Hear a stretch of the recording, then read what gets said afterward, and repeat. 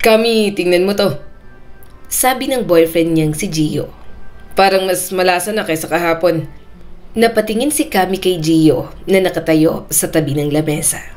Hawak ang isang brush at naglalagay ng glaze sa isang piraso ng hamon. Tumawa si Kami at lumapit sa binata. Talaga? Aba, may pag-asa pala tayong maging chef at entrepreneur balang araw ah. Hindi lang pag-asa, Kami. May plano tayo. Kapag natapos na natin ang thesis at nakagraduate tayo, gagawin natin tong full-time. Gusto kong magkaroon tayo ng negosyo. Since paborito natin pareho ang hamon at ito na lang ang gagawin natin. Sagot naman ni Gio. Napangiti si Kami at sa loob ng kanyang puso, naramdaman niya ang kakaibang saya. Marami talaga silang plano para sa future nila kahit mga bata pa lang. Hindi sila pumasok sa relasyon para maglaro-laro lang. Akala ni Kami, hindi sila tatagal ng binata. Pero mas mature mag-handle ng relationship si Gio. Kaya palagi lang siyang sumasabay. Tumutok ang mga mata ni Kami sa boyfriend niya. Gio, hindi ka lang basta kaibigan. Hindi lang ikaw ang taong nakakaintindi sa akin, sa mga pangarap ko. Ikaw lang ang nakakapagpatawa sa akin kahit sa pinakamasalimuot kong araw. Gusto kong palagi kitang kasama. Napalingon si Gio sa oven. Tinitiyak na hindi masusunog ang glaze. Mabuti na lang, may sense of humor ako. Napapatawa kita palagi. Tinikman na nila ang sunod na batch ng hamon na kanilang pinag-eeksperimentohan. Marami silang ipon at sobrang sinup nila sa pera. Sa halip na mag-date o mag-travel, mas gusto nilang magplano para sa pangarap nilang negosyo. Habang nilalagay niya ang maliit na piraso sa bibig, nalasahan niya ang tamis, tamang alat, at ang malambot na texture ng hamon. Napangiti si Kami sa simpleng kasiyahan na yon. Wow, Gio, masarap talaga. Parang pwede na nating ibenta sa mga kaklase natin. Ang consistent na ng recipe, tamang-tama lang. Ngumiti si Gio. Tama ka. Actually, may idea ko. Baka pwede nating ibenta bilang pre-order sa mga kaklase natin bagong month of December. Baka maging maliit na business idea natin to. Starting sa dorm lang, then sa ibang parents na kilala natin. Tumango si Kami sabay haplos sa braso nito. Sandali silang natahimik. Tinitingnan ang Christmas lights na kumikislap sa paligid. Ramdam ni Kami ang kilig sa dibdib niya. Ngunit sa isang sandali, napansin niyang nag-vibrate ang cellphone ni Gio. May nag-message yata sa'yo? Tanong ni Kami. Wala Kami. Text ng groupmates natin. Sagot ni Gio pagkatapos tingnan ng cellphone. Nagpatuloy na lang sila sa kanilang ginagawa. Kinabukasan, tumambay na lang muna sila ng apartment na kanilang inuupahan. Live-in partners kasi talaga sila at pinayagan naman sila ng kanilang mga magulang. High school sweethearts at sa CDO pa ang hometown nila. Kaya nang sabay silang pumunta sa Maynila para makapag-aral, talagang pinagsama na rin silang dalawa. Sa paraang yon, maaalagaan din nila ni Gio ang isa't isa. Sa maliit na Christmas tree sa sulok, may mga makukulay na palamuti na mismong sila ni Gio ang naglagay. At karamihan ay handmade. May mga parol ding nakasabit sa bintana. Kumikislap sa bawat ihip ng malamig na hangin. Sa lamesa, may maliit na plato ng puto bumbong at bibingka na dala ni Kami mula sa harap ng simbahan. Naamoy niya rin ang aroma ng hamon na niluluto nila. Kami, tingnan mo to. Ang cute ng maliit nating parol. Sabi ni Gio, hawak ang isang handmade na bituin na yari sa papel at palamuti mula sa glitters.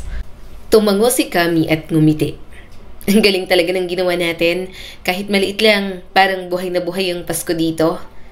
Naglatag siya ng maliit na mga regalo sa ilalim ng Christmas tree. Hindi nila kasama ang mga pamilya nila, kaya silang dalawa na muna ang magse-celebrate. Sa susunod na araw, mga kaibigan naman nila. Baka next year na lang sila umuwi ng CDO at doon mag-celebrate ng holidays. Nang dumating ang araw ng graduation day, sobrang saya nilang pareho. Inaayos ni Kami ang kanyang tassel habang pinagmamasdan si Gio na halatang kinakabahan. Inaayos nito ang graduation cup ng ilang ulit. Hindi ako makapaniwala na narating na natin to. Bulong ni Kami habang mahigpit na hawak ang kamay ni Gio. Ako rin, babe. Sagot ng binata at hinalikan ng kamay niya. Sulit ang lahat ng hirap natin. Ngumiti siya at ramdam ang pagmamahal sa puso niya. Sulit talaga at ngayon pwede na nating simulan ang pangarap natin. Pagkatapos ng seremonya, nag-celebrate lang sila kasama ang kanilang pamilya na bumiyahe pa ng Maynila. Hinahayaan na lang din sila sa kanilang mga susunod na desisyon. Wala naman kasi silang iintindihin ni Gio kundi ang kanilang mga sarili. Ilang buwan matapos ang graduation, abala na sina Kami at Gio sa kanilang maliit na negosyo sa Hamon. Ang apartment nila noon ay halos naging maliit na factory na nila. May mga trays ng hamon sa lamesa, mga packaging material sa sahig, at amoy ng baked hamon sa bawat sulok. Kami, tingnan mo to. Sigaw ni Gio habang hawak ang notebook. May bagong order tayo sa isang kainan sa Ortigas. Sabi nila gusto nilang subukan ang hamon natin sa Christmas buffet nila. Ngumiti si Kami. Grabe, Gio. Mula sa experiments hanggang dito, parang hindi talaga ako makapaniwala. Ang dami na nating customers. Tumango si Gio. I told you, lahat ng puyat, late nights at sobrang sipag. Binabayaran tayo ng universe. Masipag tayo kaya palagi tayong binibless ni Lord. Habang naglalagay sila ng glaze ng hamon, nagpatuloy ang kanilang usapan. Alam mo, Kami, naisip ko, baka kailangan na natin ng assistant. Minsan sobra ng workload at natatakot ako na baka may mali sa batches. Sabi ni Gio at medyo seryoso na. Ganoon talaga silang mag-usap. May oras para sa lambingan, may oras din para sa trabaho. May relasyon sila pero as long as kaya nila, inihihiwalay nila ang pleasure sa trabaho. Tama ka. Pero bago tayo kumuha ng assistant, kailangan nating i-organize ang lahat ng proseso. Sagot ni Kami habang hawak ang tray. I-document natin ang recipe step by step. Consistent ang quality at consistent din ang delivery. Good point. Saad ni Gio, halatang na-impress sa plano ni Kami. Sabay nating gawin habang nagluluto para madali rin sa training ng assistant. Lumipas ang mga linggo, naging mas maayos ang kanilang operation. Nakaset up sila ng schedule, naayos ang inventory, at nagawa nilang mag-deliver sa ilang kainan at pre-order clients. Isang gabi, habang nagbabalot sila ng mga orders, tumingin si Kami sa mga Christmas lights sa kisame. Gio, naalala mo ng college? Puro lang tayo plano. Ngayon, tingnan mo tayo. May sariling negosyo na tayo at akala ko hanggang plano lang. Ngumiti si Gio at hinaplos ang buhok niya. Alam mo, kahit anong mangyari, thankful ako na kasama kita sa journey na to. Hindi ko alam kung paano ko kakayanin kung wala ka. Yun din naman ang nararamdaman niya. Hindi niya kakayanin kapag wala si Gio. Bagay at nag-complement talaga sila sa isa't isa. Kapag nga kasama nila ang kanilang mga kaibigan, marami ang naiinggit sa relasyon na mayroon sila. Talagang pang-couple goal at seryosohan talaga. Isang linggo, habang abala sa packaging, may dumating na malaking order. Kami, 50 trays ang order ng isang catering company sa Makati. Kailangan may deliver bukas ng umaga. Imporma ni Gio, halatang excited pero stressed na. Napatayo si Kami at tiningnan ang mga produkto nila. Gio, kaya natin to? Kailangan pa natin ng extra hands. Okay lang, kaya natin to, babe. Maghahati-hati tayo ng tasks. Ako ang bahala sa quality control, ikaw ang bahala sa delivery preparation. Habang nagtatrabaho, nakangiti si Kami. Kahit nakakapagod, masaya silang pareho. Parang lahat ng sacrifices nila, worth it talaga sa mga nangyayari sa kanila. Ilang buwan ang lumipas, mas lumalaki ang negosyo nila. Nakarent na sila ng maliit na commercial kitchen sa Makati. May assistant na tumutulong sa packaging at delivery. At halos araw-araw sila na may bagong order. Isang gabi, habang nagpapahinga sa apartment matapos ang mahabang araw, humarap si Kami kay Gio. Gio, proud ako sa atin. Talagang grow na grow tayo. Hindi lang negosyo, pati tayo. Pero ang pagsasamang yon, magkakaroon ng lamat dahil sa isang pagkakamali. Isang Sabado ng gabi, malamig ang hangin at maaliwalas ang langit. Nakahiga si Kami sa kama, nakabalot sa kumot, hawak ang hot water bag sa puson. Masakit pa rin at hindi niya rin kayang gumalaw ng mabilis. Samantala, si Gio ay nasa tabi niya habang tinitingnan ng cellphone. Sunod-sunod na pumapasok ang messages sa cellphone nito. "Babe," tawag ni Gio at tumingin sa kanya. "Nag-aaya si na Tristan sa bar, pero kung ayaw mo, dito na lang ako. Hindi rin naman ako ganadong lumabas." "Gio, araw ng pahinga mo. Sige na, sumama ka na. Hindi mo naman kailangan magstay dito dahil lang masakit ang puson ko." Umiling ang kanyang boyfriend. "Hindi, okay lang ako dito. Gusto ko kasama ka. Ayoko ring iwan ka ngayon at alam kong hindi ka komportable." Natawa naman si Kami. "Gio, mas okay ako kapag masaya ka. At kaibigan mo rin ako sa kanila. Kaya hindi ako mag-aalala. Sige na, sumama ka na kahit wala ako." Huminga ng malalim si Gio at halatang nag-aalangan. "Sigurado ka? Parang ayoko." Pinutol niya ito. "Masakit pa rin ang puson ko at hindi ko kayang mahabang maglakad o bumiyahe. Pero ikaw, kailangan mo rin namang mag-unwind. Hindi ko gustong maging killjoy. Baka isipin nilang pinagbabawalan kita. Kaya please, sumama ka na." "Kami, promise, okay lang ako rito." Dagdag niya habang hinahaplos ang braso nito. "Hihintayin ko na lang ang pag-uwi mo. Pero kung malasing ka ng malala, sa kondo ka na lang ni Tristan matulog, okay?" May bahagyang ngiti si Gio. Saka siya hinalikan sa pisngi. "Hindi ako masyadong magpapakalasing. Uuwi rin ako ng maaga."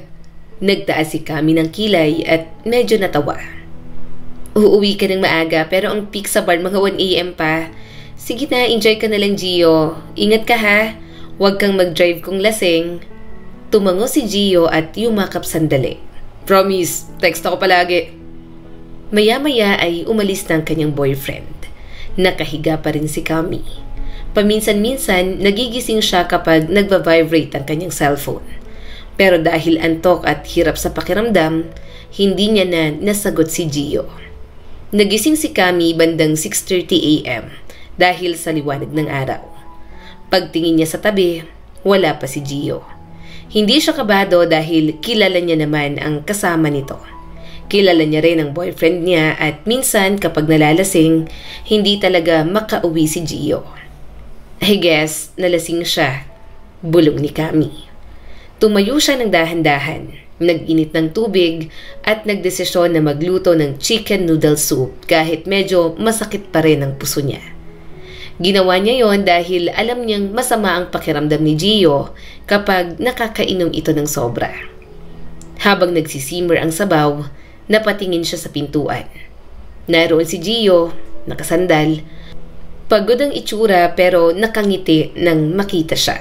"Babe!" Napangiti naman si Kami. "Uy, nandito ka na pala. Good morning!" Hindi nagsalita si Gio. Inilapag nito ang susi at cellphone sa sahig at agad siyang niyakap ng sobrang higpit. Parang ilang araw silang hindi nagkita. Nagulat si Kami. "Gio, okay ka lang ba? Sobrang higpit naman ang yakap mo." Humigpit lalo ang yakap ni Gio at napabuntong hininga sa balikat niya. "Namiss kita. Sana hindi talaga ako sumama kagabi." Napangiti si Kami at hinimas ang likod nito. "Okay lang yan. Nag-enjoy ka naman para mawala rin ang stress mo sa mga trabaho natin." Hindi pa rin kumakala si Gio. "Kami, I love you." "I love you too. Ang corny mo na. Isang gabi ka lang namang wala dito." Natatawa niyang sabi. "Halika na, may soup ako para sa'yo." Sa wakas, kumala si Gio. Pero may kakaiba sa mga mata nito. Parang may kinikimkim at parang may bigat na ayaw pang sabihin. Hindi alam ni Kami na sa sandaling yon may nangyari kagabi na babago sa relasyon nila. Kinahapunan, hinayaan na muna niyang magpahinga si Gio. Nagdesisyon si Kami na maglinis-linis ng kaunti. Napansin ni Kami na tahimik at parang malalim ang iniisip ng binata. Pero hindi niya na yun masyadong iniisip. Baka hangover lang. Bandang 4 p.m, kumatok si Lyra. Ang best friend ni Kami simula college. Iisang block nila, sabay nag-thesis at halos araw-araw na magkasama. Sa dami ng pinagdaanan nila, pinagkatiwalaan ni Kami si Lyra ng buong buo. Kami, napalunok si Lyra at parang may iba sa presence nito na hindi niya maintindihan. "Uy, Lyra, buti na padaan ka." Sagot ni Kami habang nakangiti. "Halika, tuloy ka." Pero habang nag-uusap silang dalawa, lumabas si Gio ng silid. Nanigas ang katawan nito pagkakita kay Lyra. "Hi, Gio," tipid na bati ni Lyra. Hindi sumagot si Gio. Umigting ang panga nito at dumiretso na lang sa kusina. Nang bumalik ito, sinabi na lang na kukunin nito ang laptop at aasikasuhin ang ibang orders. Tumango na lang si Kami. Nagkamustahan na lang sila ni Lyra sa ilang bagay. Hindi niya alam pero ramdam niya talaga na may kakaiba. Parang hindi mapakali ang kanyang best friend. Wait lang, ipaghahanda kita ng makakain." Nakangiti na lang na sabi ni Kami at pumunta sa kusina. Abala siya sa paglalagay ng pagkain sa tray. Nang makabalik, medyo nagulat siya nang makitang wala roon si Lyra. Kaya naman hinanap niya ito sa paligid. Paglabas niya, hindi niya inaasahan ang eksenang nakita niya. Si Gio at si Lyra nag-uusap sa may hallway. Parang parehong kabado at mukhang nagtatalo. "Gio, please, hindi ko na kaya to." Pabulong at naluluhang sabi ni Lyra. "Basta mo na lang akong iniwan kanina. Ganun na lang ba talaga yon? Pagkatapos ng mga nangyari kagabi, wala lang yun sa'yo?" "Lyra, sinabi ko na sa'yo. Huwag nating pag-usapan to rito." Sagot ni Gio at halatang nagagalit na. "Nananadya ka. Pumunta ka pa rito para ano? Para sirain kaming dalawa? Ha? Ano? Balak mong sabihin sa kanya?" "Paano ka, Gio? Paano nararamdaman ko?" Umiiyak na sabi ni Lyra. "Sinabi ko sa iyo matagal na kitang mahal. May nangyari sa ating dalawa." Kumunot ang noo ni Kami. Parang may tinik na tumusok sa puso niya. Parang tumigil ang kanyang mundo. Parang tumigil tumanggap ng hangin ang baga niya. Parang umiikot ang paligid at hindi siya agad makahinga. Hindi siya makakilos. "Nangyari na't hindi na mauulit pa dahil isang pagkakamali lang yun para sa akin. Huwag mong lakasan ang boses mo." Mariing sabi ni Gio at halatang desperado. "Lasing tayo. Hindi dapat nangyari yun. Hindi ko ginusto ang mga nangyari sa ating dalawa." Napaurong si Kami sa pader habang nanginginig ang tuhod. Ang best friend niya, ang boyfriend niya, ang dalawang taong pinagkakatiwalaan niya. Kaya pala siyang traidorin ng ganoon. "Nagkamali tayo," pabulong na sabi ni Gio. "Pero hindi na dapat malaman ni Kami. Hindi ko kayang mawala siya. Magagalit yun at sigurado ako. Ayaw ni Kami ng manloloko. May trauma siya sa manloloko dahil sa papa niya. Lumayo ka na lang sa amin." Hindi napigilan ni Kami ang mahina at pigil na paghikbi. At doon, parehong napalingon ang mga ito. "Kami," usal ni Gio at gulat na gulat. Pero hindi na napigilan ni Kami ang sarili. Lumapit siya ng mabagal at nanginginig. "Isang tanong lang, totoo bang narinig ko?" Bakas ang panik sa mukha ni Gio. "Babe, please, hindi mo naiintindihan. Lasing..." "Gio," mariin niyang tawag sa pangalan nito. "Totoo ba?" Hindi na nakasagot si Gio. Tumulo ang luha nito ng malakas niyang sinampal. Malakas nang umiyak si Kami. Hindi lang basta luha, kundi mga hikbi na kanina niya pang pinipigilan. "Kami," lumapit si Lyra pero umatras siya. "Huwag mo akong hawakan." Puno siya ng galit sa kaibigan niya. "Traidor ka. Ginugusto mong boyfriend ko. Best friend kita. Ikaw ang pinagkakatiwalaan ko tapos sa likod ko. Sa gabing hindi ako nakasama. Ganon? Ganon ba ako kasi ang saktan ninyo?" "Mahal ko si Gio, Kami." iyak ni Lyra. Sinampal niya rin ito. Wala kang respeto sa relasyon namin at sa pagkakaibigan natin. Ano? Masaya ka na? Naikama ka na? Naagaw mo na? Umiling si Gio at sinubukan siyang yakapin. Kami, wag mong sabihin yan. Mahal kita. Sa'yo pa rin ako at hindi nagbabago yon. Akin ka? Paano magiging akin ka kung may nangyari sa inyo ng babaeng yan? Gio, ikaw ang boyfriend ko. Ikaw ang pangarap ko. Ikaw ang future ko. Tapos, hindi na niya matapos dahil sa paghikbi. Tumutulo na rin ang mga luha ng binata. Babe, please, nagmamakaawa ako. Nagkamali ako. Isang beses lang, hindi ko na uulitin. Hindi ko alam ang ginagawa ko. Tinulak niya ito. Bitiwan mo ako. Huwag kang lumapit. Nakakadiri ka. Pero hindi bumibitaw si Gio. Kami, please. Mahal kita. Huwag mo akong iwan. Hindi ko kaya na mawala ka. Umiling si Kami at malakas itong itinulak. Huli na, Gio. Nasira mo na ang relasyon natin. Pumasok siya sa kwarto at doon na natili. Hindi niya pinapasok ang boyfriend niya. Sa mga lumipas na araw, patuloy ang panunuyo sa kanya ni Gio pero hindi niya ito pinapansin. Gusto niya naman na ayusin pa ang kanilang pagsasama. Gusto niyang intindihin ang mga paliwanag ng binata pero hindi niya pa rin talaga matanggap sinadya man o hindi. Hindi niya kayang tanggapin na may nangyari kina Gio at Lyra. Isang linggo na ang lumipas mula nang madiskubre ni Kami ang katotohanan. Isang linggo na siyang hindi umuuwi sa apartment. Isang linggo siyang sa mumurahing hotel na tutulog. Isang linggo niyang iniwasan ang tawag, chat at mga voice messages ni Gio. Pero nang hapong yun, nakaharap siya sa pintuan ng bahay nila. Nandoon siya hindi para bumalik, pero para kunin ang kanyang mga gamit at para tuldukan na ang relasyon nila. Kami, halos namamaos nitong sabi. Nagpigil ng luha si Kami. Dahan-dahan niyang inilapag ang maleta sa tabi ng pinto.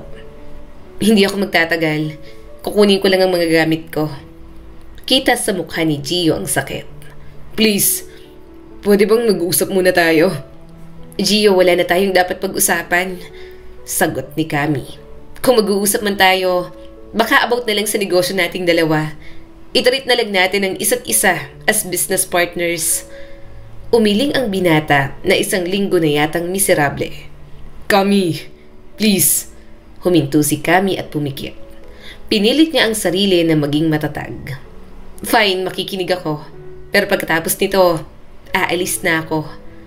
Umayos ng upo si Gio, mas kumalma, pero halatang nanginginig ang kamay. Hindi ko kayang mawala ka, Kami. Sorry, alam kong walang sapat na dahilan para patawarin mo ako. Alam ko rin na kahit anong paliwanag ang gawin ko, wala nang magbabago. Natahimik si Kami, humalukip-kip siya at pinipigil ang emosyon. Ayaw niyang magpadala rito. Napalunok si Gio. Nalasing ako ng gabing yon. Sobra at hindi ko... Gio, putol ni Kami sa malamig na tono. Kung pagiging lasing ang dahilan mo, hindi na natin kailangan ituloy ang usapan. Kasi alam mong hindi ko yung tatanggapin. Ayoko na ng paliwanag. Closure na ang kailangan ko. Tumulo ang mga luha ng binata. Kami, tingin mo naman ako. Hindi tumingin si Kami. Halatang desperado na si Gio. Kami, please. Ikaw ang mahal ko. Ikaw ang kasama kong gumawa ng pangarap natin. Ikaw ang gusto kong makasama habang buhay. Hindi ko mahal si Lyra. Hindi ako nag-iisip. Hindi ko alam ang ginagawa ko. Gio, tigilan mo yung lasing excuses mo. Saad ni Kami at galit itong tiningnan. Kahit lasing ka pa, kung mahal mo talaga ako, hindi mo magagawa yon. Napapikit si Gio at doon ito mas lalong umiiyak ng tuluyan. Nagkamali ako, bulong niya. Pero hindi naging peki lahat ng 7 taon na pinagsamahan natin. Mula CDO hanggang dito sa Maynila. Isang pagkakamali ko lang, nawala na lang yun sa'yo. Hindi mo na ako mapatawad. Hindi naging panandalian lahat. Hindi laro ang relasyon natin. Pinili kita araw-araw. Kahit ngayong huli pinipili pa rin kita. Pero bakit hindi mo magawa sa akin? Umiling si Kami at umiiyak na rin. Wala sa dami ng beses ang pagkakamali. Gio, hindi ko sinasabing hindi mo ko minahal. Pero sinira mo na ang tiwala ko. Pwede nating ayusin. Mabilis na sagot ni Gio. Distansya, break muna. Kahit anong kondisyon bibigay ko. Wag lang to. Wag lang yung ganito. Aalis ka. Makikipaghiwalay ka na ng tuluyan.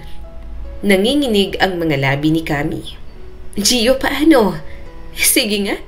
Paano ko titingnan ang mukha mo at hindi maaalala na may ginawa kayo ng best friend ko? Paano ko hahawakan ng kamay mo at hindi makikita ang kamay mo kay Lyra? Paano ko ba balik sa bahay na to na hindi iniisip na niloko mo ko? Natahimik si Gio. Wala itong sagot dahil totoo naman ang lahat. Tumalikod si Kami at naglakad papunta sa kwarto. Sumunod si Gio pero hindi na nangahas na hawakan siya. Habang nag-iimpake si Kami, tahimik si Gio sa gilid ng upuan. Pwede ba kitang tulungan? Tanong ni Gio, halos wala ng lakas ang boses. Saan ka pupunta? Safe ka ba? Safe bang lilipatan mo? Wala ka na ron? Sagot ni Kami. Kami, sa loob ng 7 taon. Eto na ba talaga yon? Wala na bang kahit kaunting lugar para sa akin? Huwag mo akong pilitin, Gio. Nanginginig si Kami habang nag-iimpake. Kapag pinilit mo ako, mas talo mo lang ako masasaktan. Napakagatlabi si Gio at humawak sa hamba ng pinto. Paglabas ni Kami ng kwarto, bitbit ang 2 maliit na bag. Humarang pa ang binata. Parang nakikiusap ang mga mata nito. Kami, isang yakap lang. Nanginginig ito, puno ng luha at puno ng pakiusap ang mga mata. Hindi alam ni Kami kung bakit siya pumayag. Siguro dahil mahal pa rin niya. Siguro dahil 7 taon na rin nila. Siguro dahil sa huling beses, gusto niyang maalala ang yakap na hindi masakit. Kaya dahan-dahan siyang lumapit at nang magtagpo ang katawan nila, para silang parehong gumuho. Mahigpit ang yakap ni Gio. Parang ayaw na siyang pakawalan. Parang doon nakatali ang buong pagkatao nito. Kami, please. Please. Please lang. Paulit-ulit nitong bulong habang humihikbi. Huwag mo kong iwan. Tumulo ang luha ni Kami sa dibdib nito. Gio, hindi kita iiwan dahil hindi kita mahal. Pero iiwan kita dahil mahal ko ang sarili ko. At dahan-dahan niyang inalis ang kamay ni Gio. Binuksan niya ang pinto. Nang lumabas siya, narinig niya ang mga hagulgol ni Gio. Pero tiniis niya yon dahil alam niyang yon ang kayang magbigay ng kapanatagan sa kanya. At hindi nga nagkamali si Kami na iwan ito. Dahil pagkatapos ng 1 buwan, nabalitaan niyang buntis si Lyra. Nagkaroon ng bunga ang isang pagkakamaling iyon. Talaga? Buntis siya? Gulat na tanong ni Kami sa isa nilang kaibigan na bading na si Eman. Nakita ko. Malaki ng tiyan niya bruha. Nasa ospital ako. Sinamahan pa nga ni Gio. Napairap na lang siya. Ayaw niya na sanang makibalita. Nadaldal pa ni Eman sa kanya. Nakikita sila ni Gio pero wala naman itong nababanggit. Pero pakialam niya ba? Ewan niya kung anong ginawa ni Gio sa mag-ina nito. Hindi na siya nagtatanong. Hindi na rin niya naman nakikita si Lyra. Siguro masaya na ang dati niyang best friend. Nagtagumpay ito at nabuntis ng lalaking inahas. Nag-cut off na rin naman siya sa mga dati nilang kaibigan bukod kay Eman. Kaya wala na talaga siyang pakialam. Nagkikita pa rin naman sila ng binata pero para sa negosyo na lang talaga. Pagkatapos magmakaawa nito noon, naging malamig na rin ito sa kanya. Kaya kung anuman ang mayroon sila ngayon, talagang professional na lang na paraan. May choice naman si Kami. Pwede niyang bitiwan ang negosyo nila at ibenta ang shares sa iba. Yun nga lang, mahirap ipagkatiwala. May sentimental values yun sa kanya. At maaring ganun din para kay Gio. kaya hindi rin ito mabitawan. Kaya kahit nagkakailangan, sinusubukan na lang nilang maging civil at professional sa isa't isa. 3 taon na ang lumipas mula nang masaktan si Kami. Ang mga mata niya ay matatag na ngayon, puno ng determinasyon at profesionalismo. Siya at si Gio ay co-owners na ng Merc Alcaraz Hamon. Sa kabila ng nakaraan, pareho silang nagdesisyon na ilagay ang negosyo bilang first priority nila para sa kanilang mga trabahador, sa mga pamilya sa bayan, at para sa pangarap na dati nilang binuo ng magkasama. Kami, ready na bang shipment para sa plaza? Tanong ni Gio habang sinusuri ang listahan ng mga order. Nakasuot ito ng puting apron at nakatingin sa clipboard. Mukhang abala at maayos sa trabaho. Tumango si Kami, sabay hawak sa sariling clipboard. Oo, Gio, nakapak na lahat at nakalabel na para sa delivery sa plaza mamaya. Pero kailangan natin i-double check ang expiry dates. Baka may na-miss. Saglit na sumulyap ang binata sa kanya. Pero nang magkatinginan sila, umiwas naman ang tingin. Tama ka. Hindi tayo pwedeng magkamali, lalo na ngayong Christmas rush. Bahagyang napairap si Kami. Sa 3 taon ng ugnayan nila na professional lang, palagi niyang nahuhuli na napapatitig ito sa kanya. Pero mas matimbang pa rin ang mga nagawa nito. Ang pagtaksil, ang mga pangarap na nawasak, at ang sakit na hindi pa tuluyang nawawala. Dahil na rin siguro sa sakit, napalago na nila ang kanilang negosyo. Doon pa lang nila binuhos ang lahat. Kaya bukod sa main products nilang hamon, may iba pa silang products na itinitinda. Habang nag-aayos sila ng trays ng hamon at glaze, may dumaan na trabahador na si Aling Nena. Dala ang isang tray ng freshly baked bibingka. Ma'am, sir, ready na po ang bibingka at puto bongbong para sa Noche Buena promo natin. Salamat, Aling Nena. Kayo na rin ang bahala sa pag-aayos sa stall sa plaza mamaya. Sagot ni Kami habang tinitingnan ang mga trays. Gio, double check mo na rin ang labels. Tumango si Gio sabay ayos sa mga tray. Oo Kami, gagawa rin ako ng inventory para masigurado na sapat ang lahat sa mga orders. Habang abala sila, napansin ni Kami ang isang maliit na bata na tumitingin sa window ng workstation. Tingnan mo Gio, may bata sa labas, mukhang excited sa hamon natin. Bahagyang napangiti ang binata. Nakikita ko. Kaya mas kailangan nating mag-double effort ngayong Christmas. Nagkatinginan silang dalawa. Nang ma-realize ni Kami na nagkatinginan sila ni Gio, agad siyang sumimangot at bumalik sa ginagawa.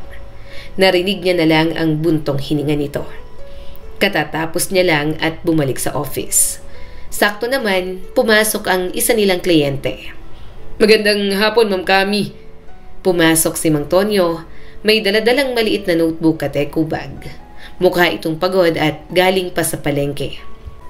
Nginitian ni Kami ang kliyente nila. Uy, magandang hapon po Mang Tonyo. Ano pong sa atin? Umupo ito sa tapat ng mesa. Magkano po ang batch ng hamon ninyo? Retail price kasi sa palengke ngayon nasa 750 per kilo na. Tumango si Kami. Kinuha ang calculator pero halatang kabisado niya na ang mga numero. Kung pang plaza po, wholesale natin ay 650 per kilo. Yan po ang standard namin para sa mga tindero. Nag-angat ng tingin si Mang Tonyo. Halatang pinag-iisipan ang mga sinabi niya. 650. Pwede na, pero ma'am, kung sakali pong kukuha ako ng mas marami, may bawas pa po ba? Ngumiti si Kami. Depende po sa dami. Kapag pumalo kayo ng 15 kilos pataas, kaya ko pong ibaba sa 600 per kilo. Napatigil si Mang Tonyo at marahang nagkwenta. Kapag 600 tapos ibibenta ko ng 750, may tubo pa ako kahit papaano. Ma'am, kung ganoon mukhang kaya kong i-target ang 20 kilos. Pero i-final ko muna ang listahan sa mga pamilya dun sa area ko. Nag-type si Kami sa laptop. Ginagawa ang tentative reservation. Sige po, i-hold ko kayo for 20 kilos at 600 per kilo. Pero i-confirm nyo po before Friday para maisama ko po sa production line-up. Nakangiti si Mang Tonyo habang inaabot ang maliit na sulat kamay na lista. Ma'am, salamat ah. Sa dami ng pabrika kayo pa ang pinakamaayos kausap. Hindi ako nalulugi. Hindi rin kayo lugi. Siyempre po, sagot ni Kami habang nagtatype sa calculator. Kung pareho tayong kumikita, mas tatagal ang partnership. Nang paalis na si Mang Tonyo, humarap itong muli. Ma'am, hindi ko po sinasabing may favoritism kayo pero sa presyo nyong yan mapapalakas ko ang benta ko ngayong Pasko. Natawa si Kami sabay balik sa sealing machine. Bumalik po kayo pag final na ha. Ipapalinis ko na yung batch para sa inyo. Pagkaalis ni Mang Tonyo, bumalik si Kami sa pag-aayos ng vacuum packs.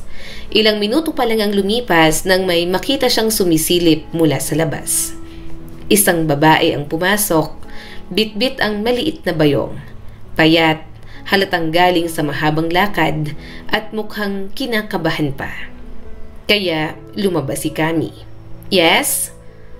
Ma'am.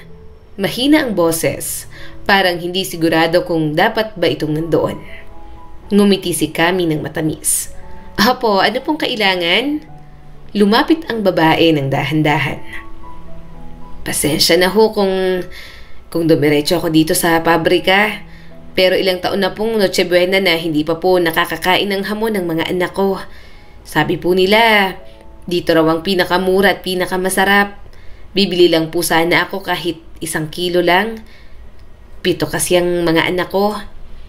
Huminto si Kami sandali. Naaantig ang kanyang puso. Napatingin siya sa maliit na bayong ng babae na may lamang 5 kilo ng bigas at ilang pirasong gulay at mga dilatang sardinas. Kapag paisa-isa lang po at talagang dito kayo dumiretso, may lambing sa boses ni Kami. 300 per kilo lang po ang kuha nyo dito. Kaya lang, wag nyo na lang pong ipagsabi sa iba ha. Saka okay lang po na paisa-isa. Napatigil ang babae at parang hindi makapaniwala. Ma'am, hindi ba lugi yan? Sa palengke po kasi 750 ang sabi nila. Ngumiti si Kami ng mahinahon. Negosyo naman ito, oo. Pero hindi ibig sabihin na wala na tayong pwedeng pagbigyan. Basta kayo mismo ang pupunta rito, kaya ko kayong bigyan ng mas mababa. Naluha ang babae at mabilis na pinahid iyon. Naku ma'am, hindi niyo po alam, malaking bagay po ito. 1 kilo lang pero pakiramdam ko mabubuo na yung Pasko ng mga anak ko. Kinuha ni Kami ang isang fresh pack mula sa loob. 1 kilo po, tama? Gusto niyo po bang hatiin sa 2 pack para mas madaling lutuin? 15 days na lang po at Pasko na. Ilagay niyo na lang po ito sa ref. May ref po ba kayo sa bahay at sa bisperas niyo lulutuin? Wala po Pwede po bang bisperas ko na lang po kunin? Magpapareserve na lang ho ako. Ito po ang bayad. Salamat ho ma'am. Sana po lumago pa po itong negosyo ninyo. Tinanggap ni Kami ang bayad. Hindi na nagkomento kahit na barya-barya yon na nakaplastik. Ngumiti lang siya at pinagmasdan ang nanay na sobrang saya. Mag-ingat po kayo sa pag-uwi. Balik po kayo dito para sa hamon ninyo. At sana masaya ang mga anak ninyo sa Pasko. Tumango ang babae ng paulit-ulit bago dahan-dahang umalis. Nang magsara ang pinto, muling bumalik si Kami sa trabaho. Ibinalik niya ang kinuhang 1 pack at inilista ang reservation para hindi makalimutan. May maliit na ngiti na hindi niya na napigilan. Alam niyang negosyo ang ginawa nila ni Gio. Pero alam niya rin na may ilang pagkakataon na hindi siya kayang pakiusapan ng puso niya na mahabag at maging mapagbigay. Mabait ka pa rin pala, sabi ni Gio habang nakatayo sa may pintuan ng production area. Nakasandal pa sa frame. Hindi tumingin si Kami. Inayos lang niyang apron at kinuha ang susunod na tray ng hamonado. Hindi mo na kailangan mag-comment. Hindi ko kailangan ng opinion mo. Pinagbigyan mo na naman, sabi pa ni Gio at may bahagyang ngiti. Alam kong negosyo to pero hindi lahat ng owner katulad mo. Hindi lahat nagbibigay ng ganong presyo. Hindi lahat kasing bait mo, Kami. Napabuntong hininga siya. Hindi dahil sa papuri, kundi dahil ayaw niya ng kahit anong papuri galing kay Gio.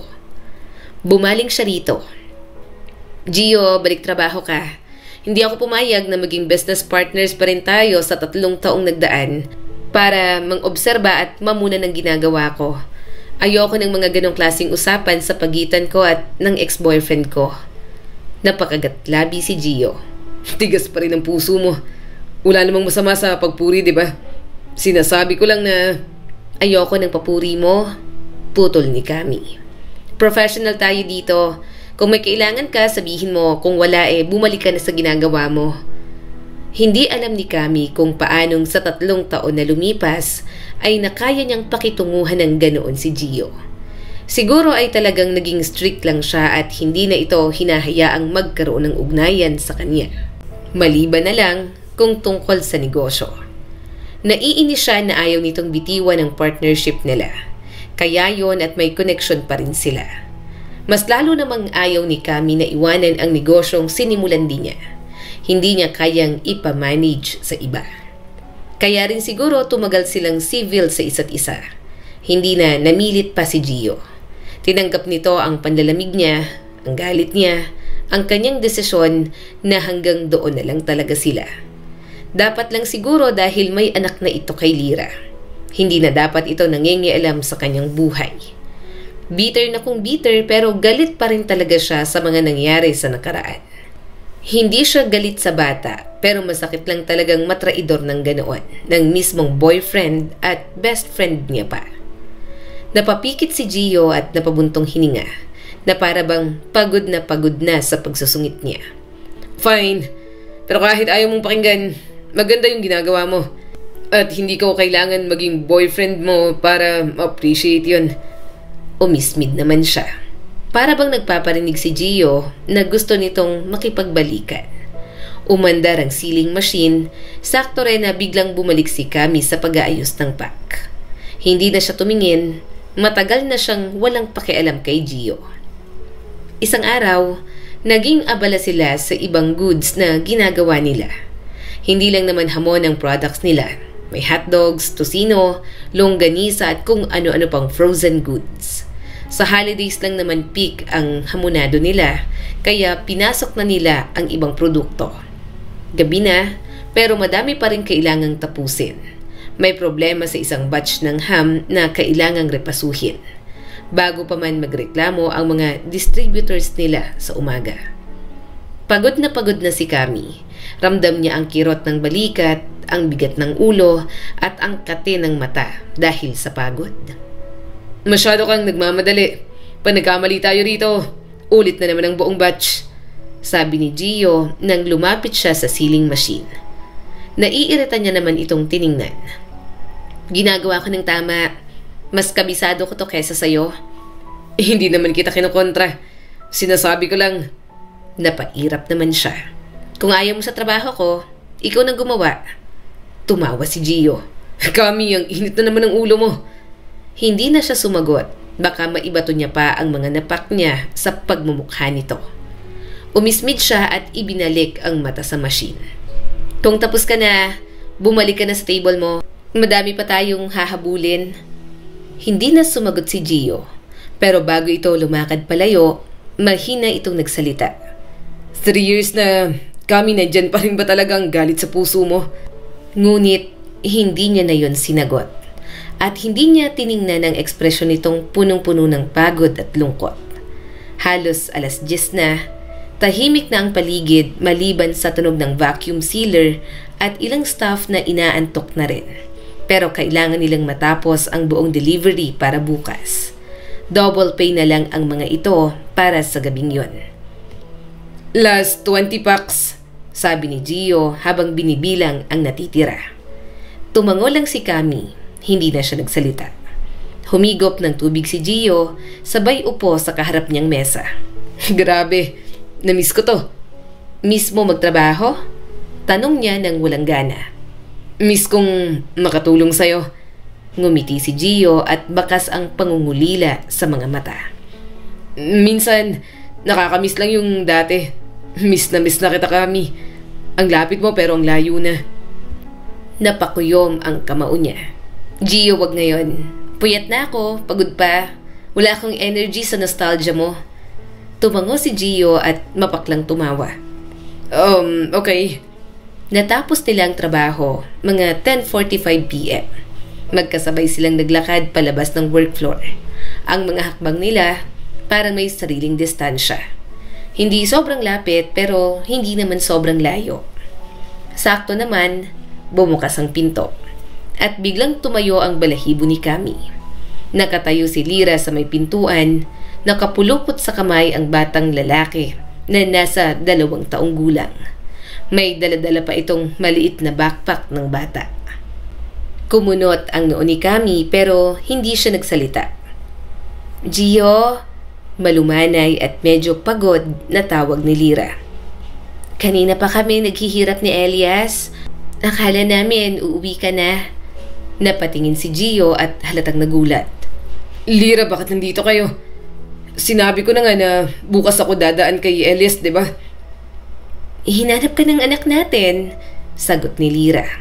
Tapos, nagtanong kung bakit hindi ka pa umuwi. Nagpagabi ka pala dito. Hindi ka man lang umuwi ng maaga. Hinihintay ka namin. Napailing si Gio. Huwag kang magsalita na para bang isa lang ang bahay natin, Lyra. Magkapit bahay lang tayo. Isa pa gabi na pero dinala mo pa ang anak ko sa labas. Umangat ang tingin ni Lyra kay Kami. Seryoso niya lang itong tiningnan. Ewan niya ba pero natatawa na lang siya sa pagiging desperada ng dati niyang best friend. May anak na kay Gio pero takot na takot pa rin na maagaw niya. Hi, Kami, sabi ni Lyra. Grabe ka naman. Sana pinauwi mo ng mas maaga si Gio.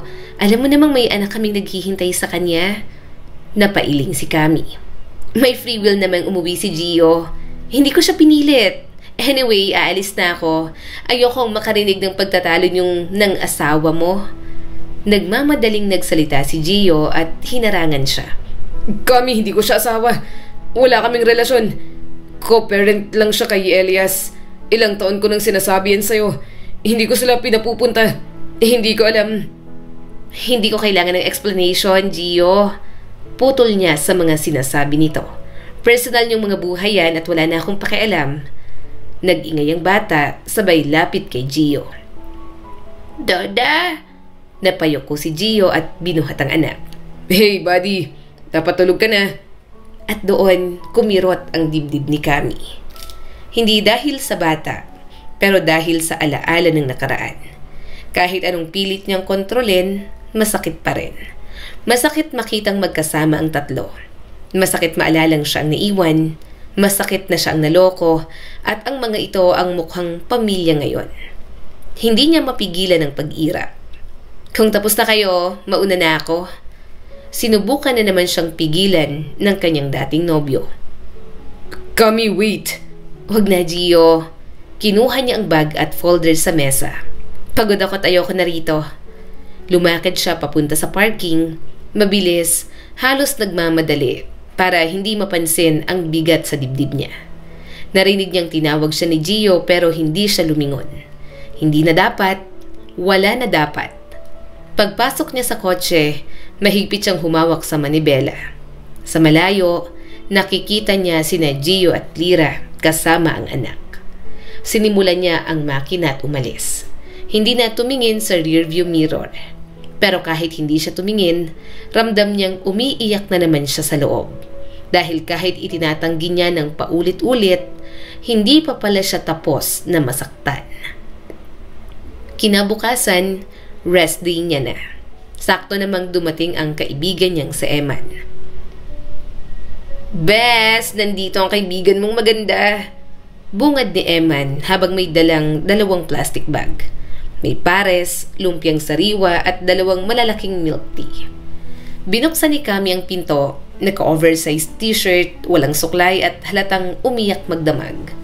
Grabe, Eman. Hindi pa ako nag-aayos. Ayan ka na naman. Tinulak siya ni Eman pabalik sa sala. Hindi mo kailangan mag-ayos para sa akin. Ako lang to, hindi naman ako si Gio. Napairap si Kami pero napangiti. Eman naman. Tumawa ang kanyang kaibigan. Sorry, Bes. Sensitive topic ba kapag tungkol sa ex-boyfriend?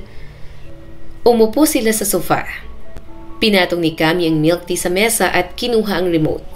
Binuksan niya ang TV at nakinig sa balita roon. Ayon sa DTI, kaya ang Noche Buena budget sa 500 kung marunong mag-budget ang pamilya. Napakurap si Kami. Anong 500 pesos lang? Lumabas sa screen ang isang mataas na opisyal ng pamahalaan ng nakangiti. Halos tumatawa pa habang sinasabi na, kaya naman po, makakabili ka ng spaghetti ingredients, fruit salad at hamon kung masinop mag-budget. Napatigil si Kami. Napatingin siya kay Eman. Sabay silang humalakhak pero hindi dahil natutuwa sila, kundi dahil parang mapapamura sila sa mga naririnig sa balita.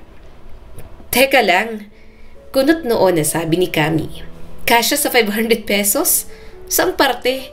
Sa biriyan ba nila kinuha yung presyo? Napailing si Eman. Kasya ang 500 pesos kung sardinas ang handa. Kawawa naman. Paano nila yung may hirap na pamilya? Sa taas ng inflation rate ngayon, sa pang-araw-araw na buhay, hindi na kasyang 500 pesos. Tapos sasabihin nila, kasya sa panghanda sa Noche Buena. Napa-facepalm si Kami. Grabe talaga. Sinasabi nila ang ganyan kasi mga kurakot sila. Palibhasa ang mga handa nila tuwing holidays galing sa kaba ng bayan. Masyadong maliit ang 500 pesos. Samantalang pati kaming manufacturers, hirap sa production costs. Tumawa ang kanyang kaibigan. Makakabili naman sila ng hamon, tama sila. Wala na, lubog na agad ang brand ninyo ni Gio. May bago ng brand. May hamon naman talaga sa Noche Buena. Hamon sa buhay. Nakakainis talagang magbayad ng tax kapag mga ganyan ang nakaupo. Iritadong sabi ni Kami. Naiinis na natatawa na lang silang dalawa. Dinaan na lang nila sa kain ang bulok na sistema ng pamahalaan. Ang daming kurakot pero wala pa ring aksyon. Kailangan may managot pero nagtuturuan at naglalaglagan. Naglalagay pa ng drama na para bang teleserye ang pamahalaan. Matapos ang ilang minutong tawa at rant sa inflation ay biglang tumahimik ang sala. Napansin ni Emma ng biglang paglubog ng kanyang mood. Huminga ng malalim si Kami. Nakita ko sila kagabi, Eman. Si Lyra? At yung anak, sagot niya sabay yakap sa throw pillow. Nagsundo kasi na para bang mag-ina silang naghihintay kay Gio. Tumagal kami sa trabaho dahil nagkaproblema sa batch. Tumigil si Eman sa pagkain. Oy! Napatingin si Kami sa sahig. Hindi dapat ako apektado. Wala namang kasalanan ng bata. Pero kapag nakikita ko silang tatlo, parang ako yung sumuko sa laban. Tapos sila yung nanalo. Kami, malambing na sabi ni Eman. Nasasaktan ka kasi mahal mo pa. At halata rin naman na mahal ka pa ni Gio. Naghihintay lang talaga siya sa'yo pero hindi rin naman kita masisisi. Nasakpan ka, nagkaroon pa siya ng anak sa iba. Pero ano bang mas masakit? Yung makita silang tatlo o yung katotohanang mahal mo pa rin si Gio? Natigilan siya at napapikit. Eman, ayoko na dapat. Ayoko na matagal na. Ayokong mahalin yung taong nanakit sa akin ng ganun. Ayoko nang bumalik sa sakit. Pero tama ka. Mahal ko pa rin siya, Eman. Napailing ang kanyang kaibigan. Nahirapan ka kasing mag-move on kasi hindi ka masanay na wala siya. Nang magkahiwalay kayo, kahit na paulit-ulit mong tinanggihan, hindi pa rin umalis. Kaya yan at may nararamdaman ka pa rin. Ano gagawin ko? Siya na nga ang manloloko. Ako pang mag-a-adjust. Ayaw niyang ibenta ang shares niya sa iba. Sinabi kong bibilihin ko para ako na lang ang owner, ay ayaw din. Malumanay na sabi ni Kami. Humalakhak sa Eman. Gusto kong isipin na talagang mahal niya lang ang negosyo. Pero alam nating dalawa na ikaw naman talagang dahilan. 3 taon nang nanunuyo, kahit parang wala ng pag-asa. Parang literal na naghihintay lang ng gagawin mo sa kanya. Sa'yo pa rin nagkukumahog kahit nagkaroon na ng anak kay Lyra. Sa mga lumipas na araw, nag-focus na lang si Kami sa trabaho niya. Ngunit mas naging abala sila ng isang food vlogger ang nag-feature sa kanilang hamon sa online platform. At sa isang iglap, dumagsa ang mga orders. Ma'am Kami! Ma'am! Ang dami ng orders! Ang inbox natin puno na! Bulalas ni John sabay hawak ng tablet na nagpapakita ng listahan ng online orders. Tumango si Kami at halatang excited, ngunit ramdam din ang bigat ng sitwasyon. Okay, breathe muna.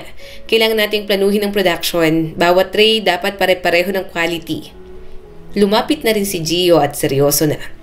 Kami, hatiin natin ang staff. Ako ang bahala sa glazing team, ikaw naman sa packaging at delivery prep. Gusto kong walang mamiss sa batch. Tumango si Kami.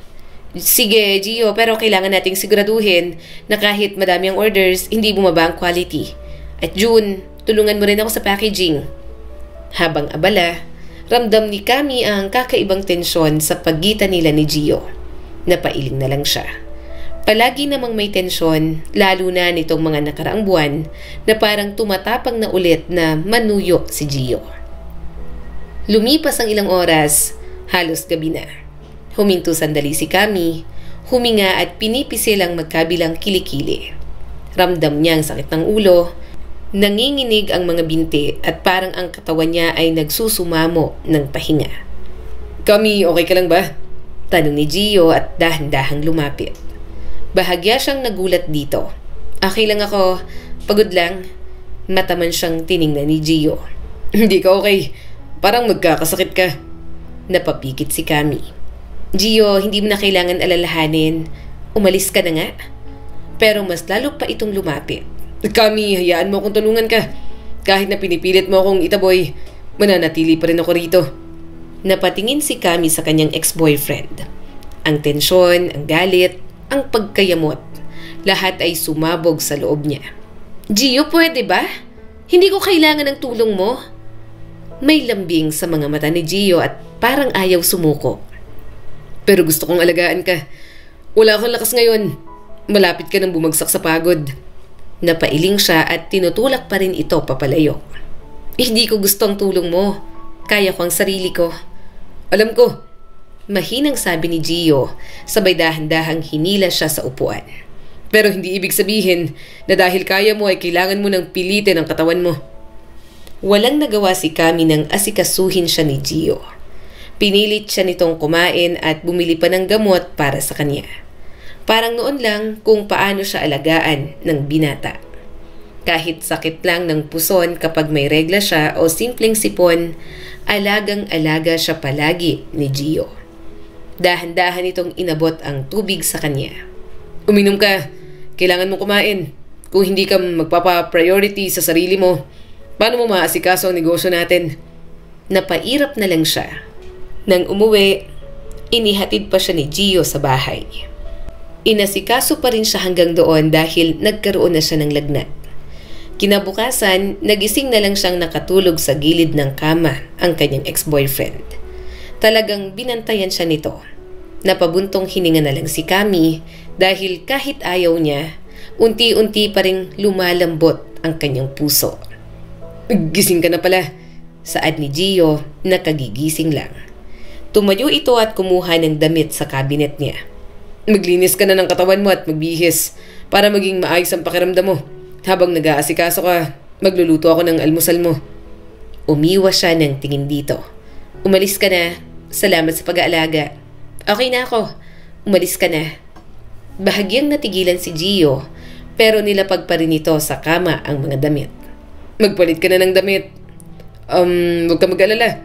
Aalis na ako. Pero magluluto muna ako ng almusal. Promise, aalis agad ako. Bago pa siya makapagsalita, umalis na si Gio sa kwarto. Napabuntong hininga na lang siya. Wala na talaga siyang magagawa sa kakulitan ng kanyang ex-boyfriend. Tatayo na sana siya nang biglang tumunog ang cellphone ni Gio na nakapatong sa bedside table. Napalunok si Kami nang makitang tumatawag si Lira. Hindi niya na sana papansinin kaso paulit-ulit na tumatawag. Hanggang makalabas siya ng banyo, tumatawag pa rin kaya agad niyang sinagot. Hello? Bungad ni Kami. Sandaling natahimik si Lira bago nagsalita. Bakit ikaw ang sumagot ng tawag? Nasaan si Gio? Hindi naman siya umuwi kagabi? Hindi mo siya pinauwi? Alam mo, ang desperado mo talaga eh. May anak na kami. Habol ka pa rin ng habol? Ex ka na nga. Excuse me? Napapikit siya sa inis. Wala akong ginagawa. Isa pa, bakit parang ako pang may ginawang masama? Ikaw ang nang-agaw, di ba? Pero huwag kang mag-alala. Sinuka ko na si Gio kaya wala na akong pakialam sa inyong dalawa. Kung palagi ka nag-aalala na dikit ng dikit sa akin si Gio, sana tinali mo na parang aso.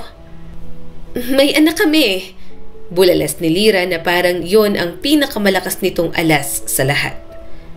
3 taon na pero nandyan ka pa rin. Kung nagpakalayo-layo ka na lang, sana kami na ngayon ni Gio. Ako na sanang mahal niya. Natawa si Kami at hindi makapaniwala na naging best friend niya si Lyra noon. Bakit? Kung sinuko ko ang shares at ownership ko sa Mercal Caras, sa tingin mo, hindi susunod sa akin si Gio? Sa tingin mo, ikaw ang pakakasalan? Just admit it. Inakit mo. Inanakan ka lang pero hindi ka minahal. Ako pa rin ang mahal. Assuming ka lang talaga, Lyra. Narinig niya pa ang pagralgal sa boses ni Lyra. Ang sama-sama mo. Ang selfish mo. Dapat magpaubaya ka na lang.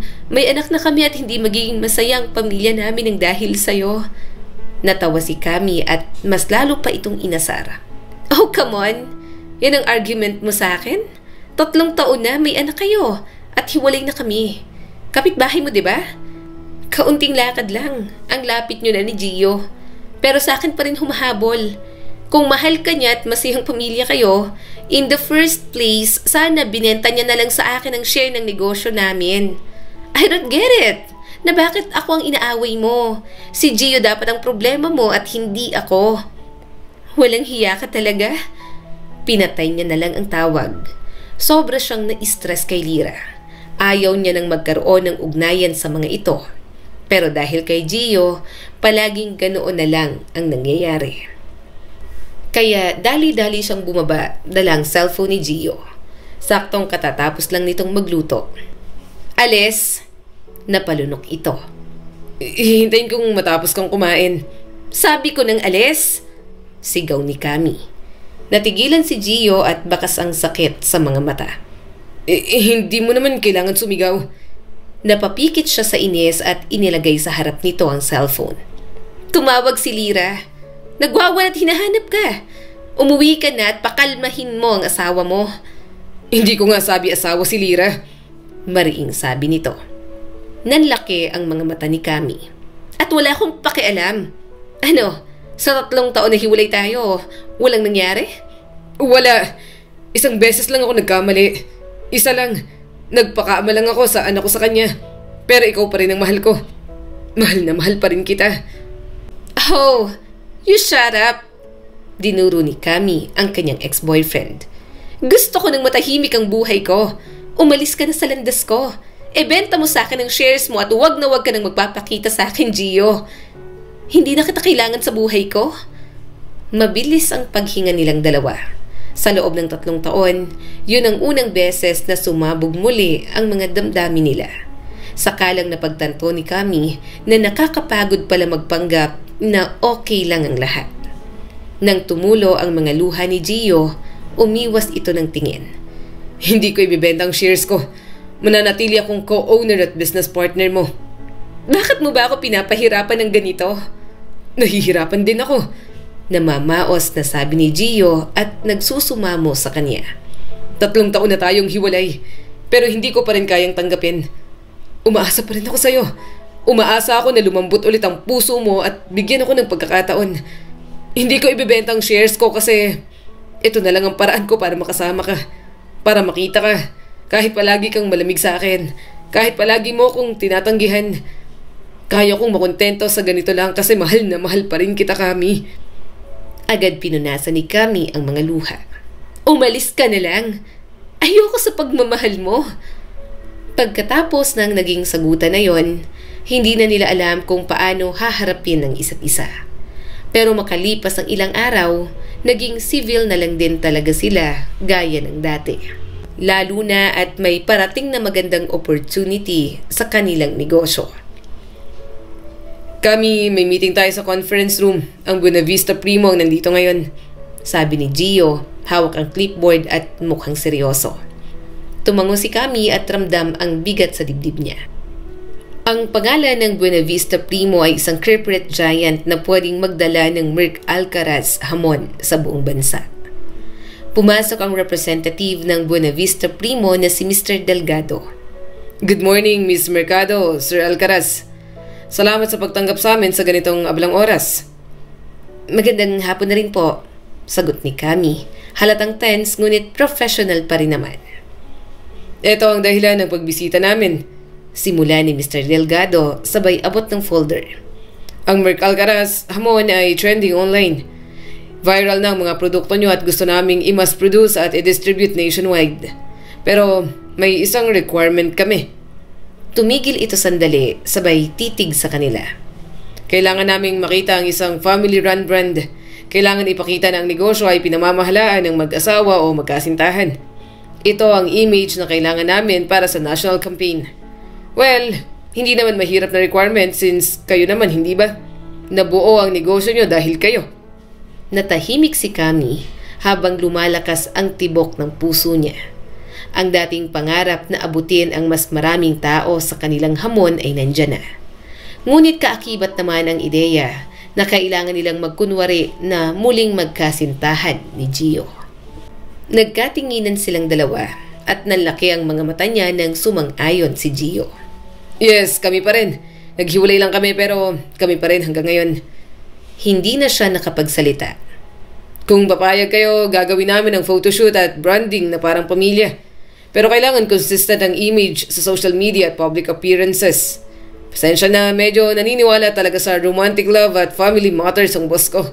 Kaya malaking bagay sa kanya at isang factor para makuha ang deal kung family-oriented kayo at made by love ang negosyo. Dagdag ni Mr. Delgado. Tumigil si Kami, pinipilit kontrole ng damdamin. Kailangan niya bang iwan ang pride para sa pag-ibig, para sa negosyo, para sa mga staff nila? Nang sila na lang dalawa ni Gio, nagtalo sila tungkol doon. Hindi niya lang kasi alam kung paano gagana ang plano na yon. Ayoko. Ano, magpapanggap ako? Naiinis na tanong ni Kami. Napakagatlabi si Gio. Alam mong malaking opportunity kapag nakuha natin ang deal. Matagal na nating nililigawan ng kumpanyang yon na kunin ang brand natin. Ngayon lang tayo napansin dahil nag-trend tayo sa online. Alam mo na malaki ang magagawa kapag nakuha natin ang deal na yon. Pero paano? Sinapo ni Kami ang noo. Ang magpanggap na boyfriend kita? Na mahal pa rin kita? Ayoko. Parang kalokohan lang to. Nagsusumamo ang mga mata ni Gio. Pumayag ka na. Hindi rin naman mahirap. Dati namang tayo at hindi na mahirap yon. Napapikit siya sa inis. Ayaw niyang gawin ang kalokohan na yon, pero nakapayag na sila kay Mr. Delgado. Kaya wala siyang choice kundi panindigan ang kasinungalingan na yon. Kaya yon at nakuha nga nila ang deal. Since sinundan din sila sa online as couple at parang gustong gawing movie kung paano sila nagsimula hanggang sa lumago.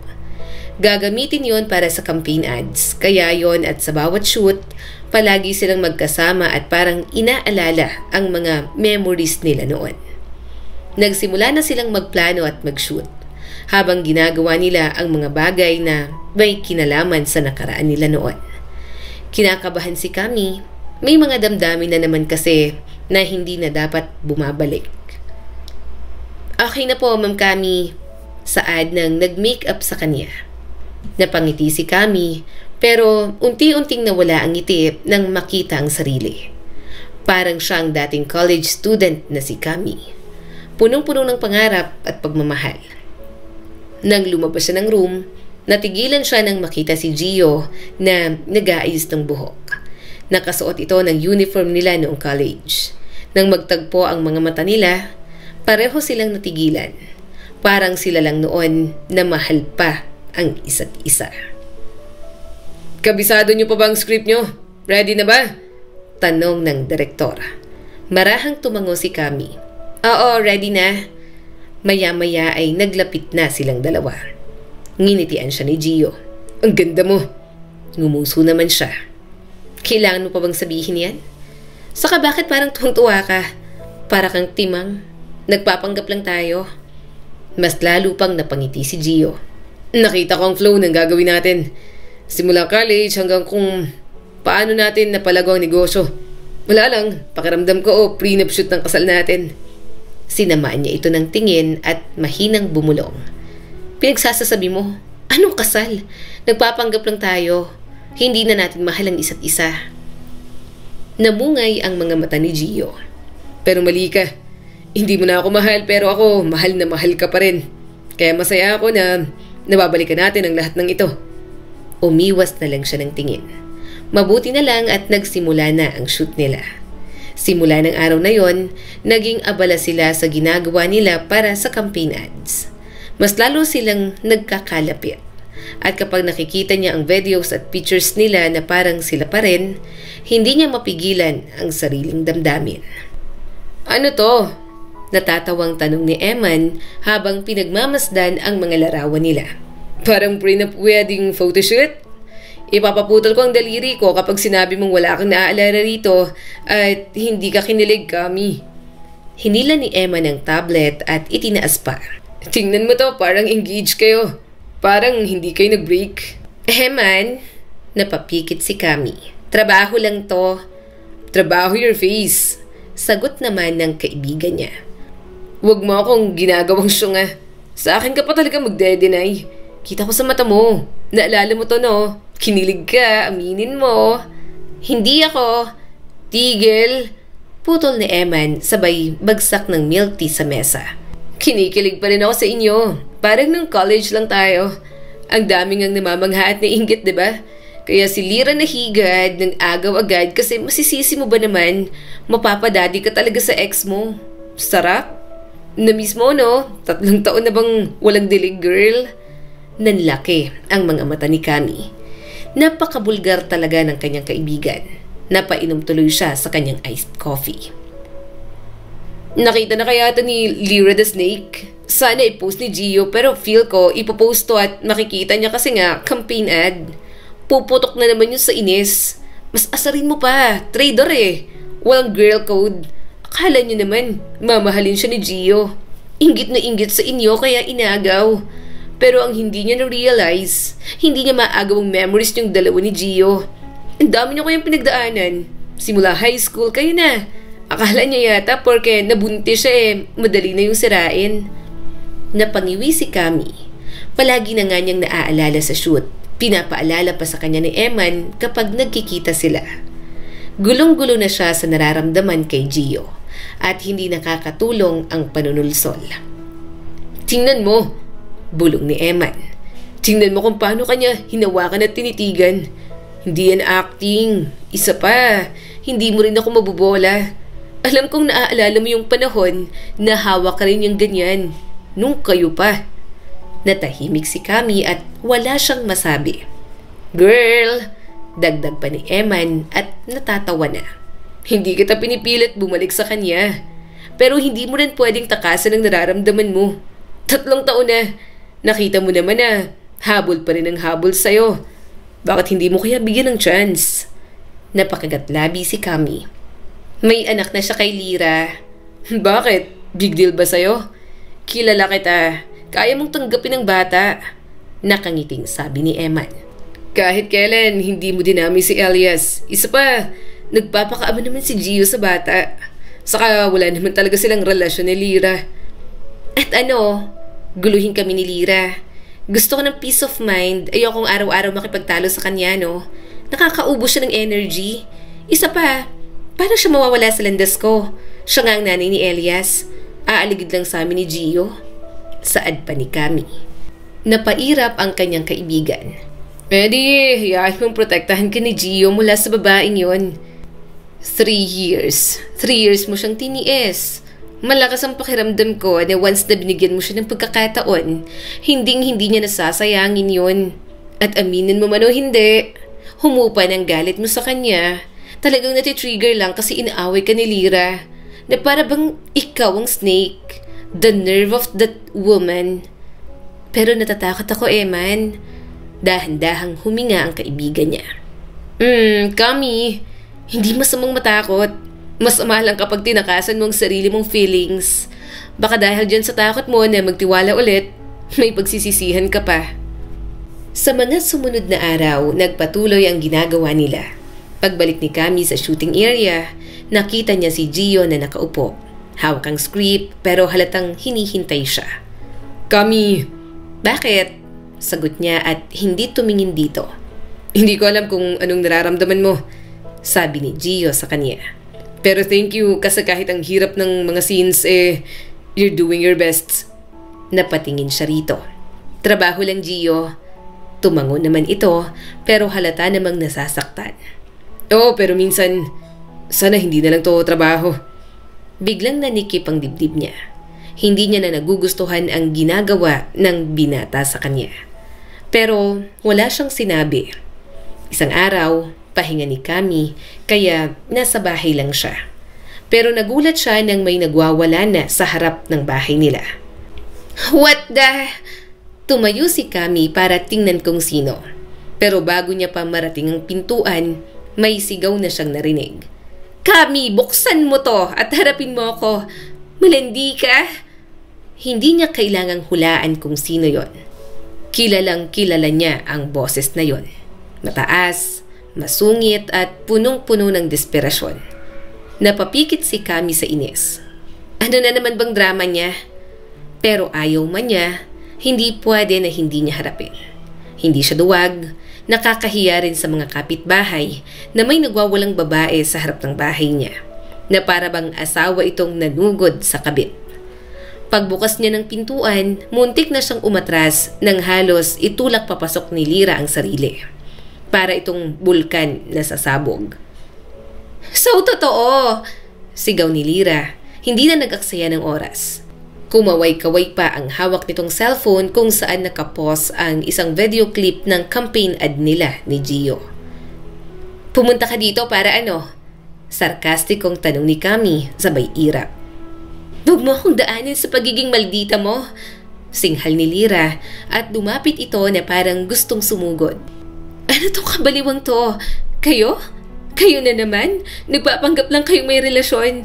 Bakit kayong dalawang nandito? Napailing si Kami. Lira, anong gusto mo? Ikaw ang nandyan?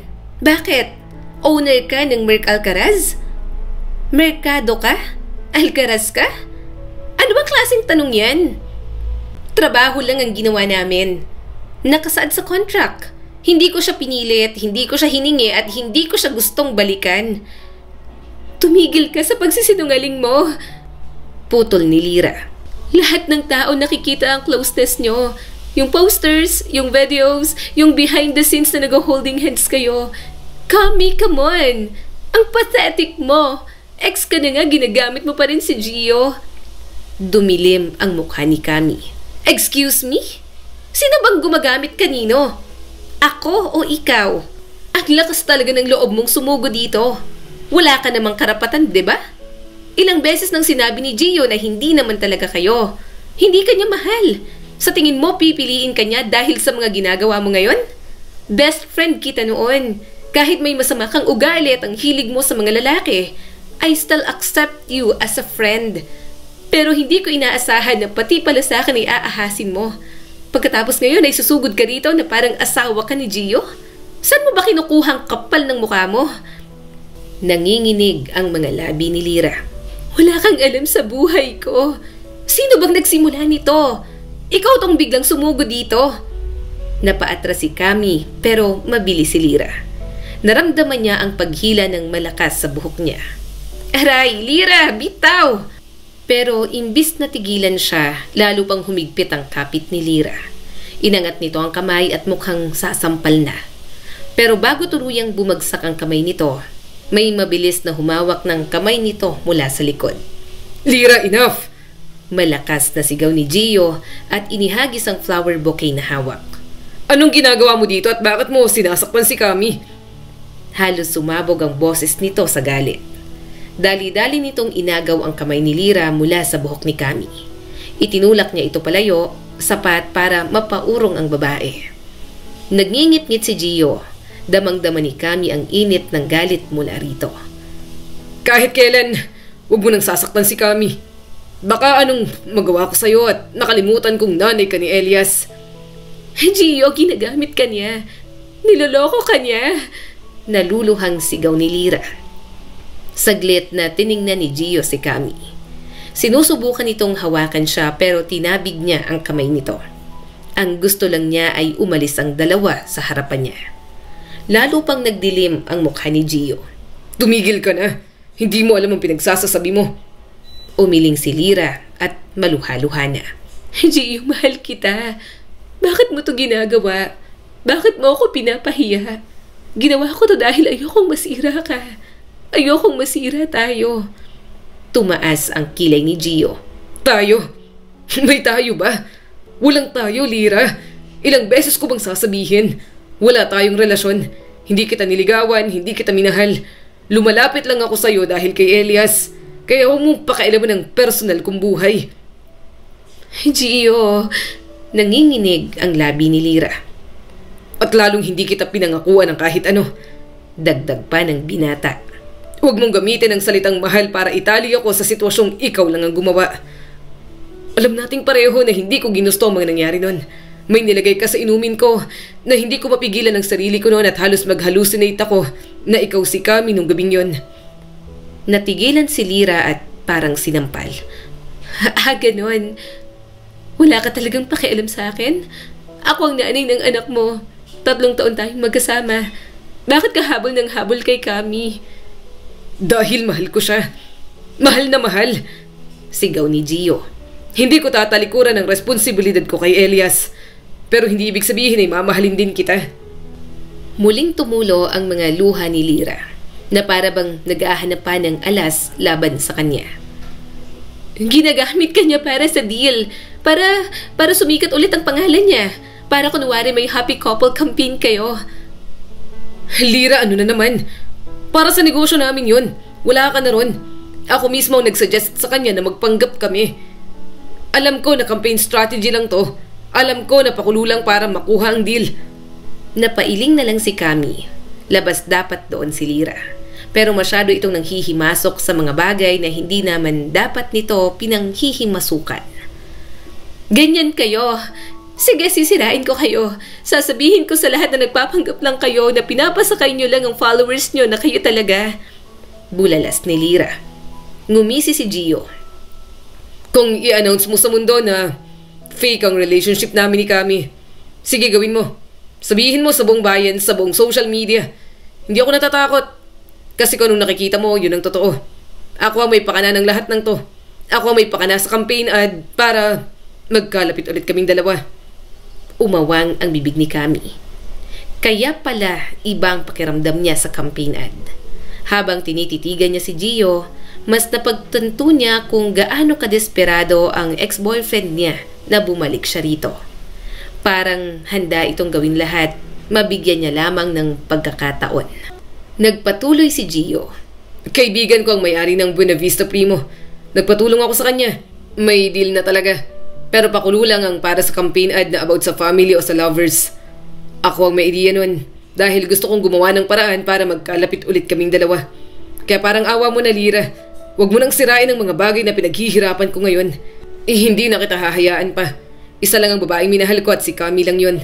Wala kang naging lugar sa puso ko, Lyra. Tuluyang napahikbi si Lyra. Napasinghap siya nang mas biglang lumuhod ito sa harap ni Gio.